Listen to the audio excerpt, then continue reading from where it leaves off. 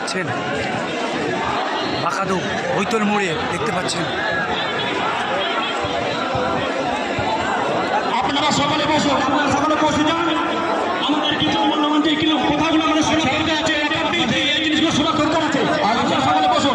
আমাদের আলোচনা এবং এই ওয়াকফ বিল নিয়ে আমাদের কিছু বক্তব্য হওয়া দরকার আছে, আমরা সেই জন্য জমায়েত হয়েছি। আলহামদুলিল্লাহ যে আমরা আজ যে উপস্থিত হয়েছি ইমানের নিসবতে উপস্থিত হয়েছি।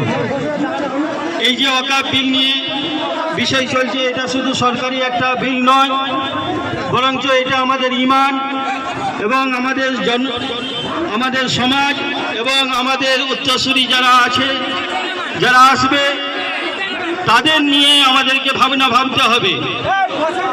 আল্লাহ তাআলা কোরআনের মধ্যে এবং হাদিসের মধ্যে ওয়াকফ নিয়ে ডাইরেক্ট আলোচনা আছে।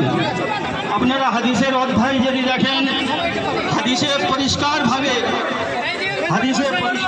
ওয়াকফ নিয়ে আল্লাহ রাসূল সাল্লাল্লাহু আলাইহি ওয়াসাল্লাম আলোচনা করেছে।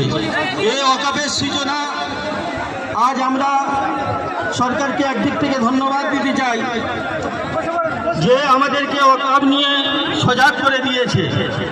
আমরা মুমিন মুসলমানরা জানতাম না ওয়াকফ কি বিষয়। আজ আমাদের ওয়াকফের বিষয়টা জানতে হবে যে ওয়াকফের সূচনা আল্লাহর নবী সাল্লাল্লাহু আলাইহি ওয়াসাল্লাম নিজে করেছেন।